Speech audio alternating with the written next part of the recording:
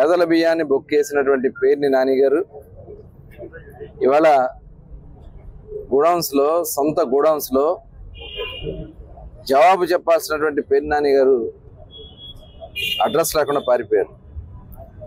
నిన్న పోలీసులు నోటీసులు ఇచ్చినా కనీసం వచ్చి సమాధానం చెప్పలేదంటే ఇవాళ ఎంత దుర్మార్గం వీళ్ళు చేశారనే దానికి ఇదే ఒక నిదర్శనం. ఖచ్చితంగా దీని మీద పూర్తి స్థాయి విచారణ చేస్తున్నాం. దానికి సంబంధించినటువంటి వాళ్ళందరినీ కూడా చివరికి వాళ్ళ మేనేజర్తో స్క్వాష్ పిటిషన్ అయిపిస్తారు. స్క్వాష్ పిటిషన్ ఎందుకు వేయించారు? తప్పించుకుంటాక మీరు ఇవాళ అడగకుండానే తీసుకెళ్ళి డబ్బులు కట్టేశారు. అంటే దొంగతనం చేసేసి డబ్బులు కట్టేసి దొంగతనం దొరైపోతారా? ఇవాళ 5,000 బస్తాల బియ్యం అంటే అఫీషియల్ గా వచ్చినటువంటి లెక్క 2,480 క్వింటాల్స్ దాదాపుగా, అంటే దాదాపు 5,000 బస్తాలు. ఒక బస్తా తీసుకెళ్లడమే సాధ్యం కాదు. 5,000 బస్తాలు తరలిపోయినాయి అంటే ఇది చాలా సీరియస్ గా తీసుకుంది ప్రభుత్వం. ఇవాళ అన్ని విచారణ చేస్తున్నాం. ఇది మొత్తం కూడా కాకినాడకి ఏదైతే ఇవాళ దొంగ బియ్యం ట్రాన్స్పోర్ట్ జరుగుతూ ఉందో నేరుగా కాకినాడకే వెళ్ళింది అని చెప్పి మా ప్రాథమికంగా వచ్చినటువంటి సమాచారం. దాని మీద లోతైనటువంటి విచారణ జరుగుతూ ఉంది. ఇంకా దీని మీద పెద్ద ఎత్తున వెళ్ళింది అనేది కూడా మాకు పూర్తి స్థాయి సమాచారం అందుతూ ఉంది. ఈయన చెప్తా ఉన్నాడు నేను ముందే వెళ్ళి లెటర్ ఇచ్చానని చెప్పి.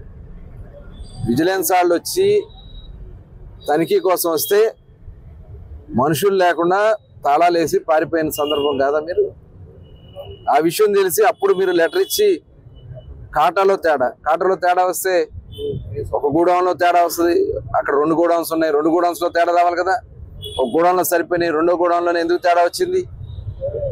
ఇవాళ మీ ఆడవాళ్ళని కూడా ఇంట్లో ఆడవాళ్ళని కూడా అడ్డం పెట్టుకుని రోడ్డు మీదకి తీసుకొచ్చినటువంటి సిగ్గేస్తుంది నిజంగా. పేర్ని నాని గారు మీలాంటి బ్రతుకులు చూస్తామంటే ధైర్యంగా చెప్పాలా, ధైర్యంగా వ్యాపారం చేసుకోవడం తప్పలేదు.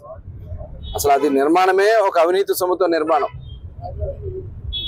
ఎక్కడి నుంచి వచ్చిన అర్ధరాత్రి గెలిచినటువంటి సందర్భంలోనే మీకు సంవత్సరంలో ఈ డబ్బులు వచ్చేసినాయి. కోట్లాది రూపాయలు ఖరీదు చేసే గోడౌన్ నిర్మాణం చేసేసుకున్నారు. మట్టి ఇవాళ ఆనాడు ఎంఆర్ఓగా ఉన్నటువంటి సునీల్ని, ఆనాడు మరి ఎంపీడీఓగా పనిచేసినటువంటి సూర్యనారాయణని అడ్డం పెట్టుకుని ఎన్ఆర్జీసీ ఫండ్స్ నిధులన్నీ కూడా మరి ఆ రోజున మట్టి మొత్తం కూడా తరలించుకుని నీ గోడౌన్స్ కింద పోసుకున్నావు. ఇవాళ వాళ్ళిద్దరిని కాపాడటానికి నువ్వు ప్రయత్నాలు చేసుకుంటున్నావు. ఎవ్వడు తప్పించుకోలేదు. స్ట్రీట్ ఫీల్డ్ దొంగ రోడ్ల మీద స్థలాలకు స్ట్రీట్ ఫీల్డ్ అని ఇచ్చేసావు. విచారణలన్నీ కూడా జరుగుతున్నాయి.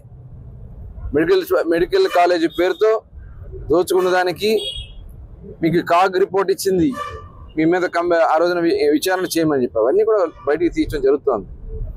ఇవాళ మీకు అధికారం ఉంది కదా అని చెప్పి మీ ఇష్టారాజ్యంగా మీరు ఆనాడు వాడుకుని ఈరోజు అవి బయటకు వస్తే తప్పించుకు తిరిగే కార్యక్రమాలు ఎక్కడికి కూడా తప్పించుకోరు. ఎక్కడున్నా ఈ భూమండలంలో కాదు ప్రపంచంలో ఏ మూల దాక్కున్నా తీసుకొచ్చి ఫోన్లో నిలబెడదామని కూడా తెలియజేస్తాం. మరిన్ని వీడియోస్ కోసం ఛానల్ ని సబ్స్క్రైబ్ చేయండి. లేటెస్ట్ అప్డేట్స్ కోసం వాట్సాప్ ఛానల్ ని ఫాలో అవ్వండి. ఆ లింక్ డిస్క్రిప్షన్ లో ఉంది.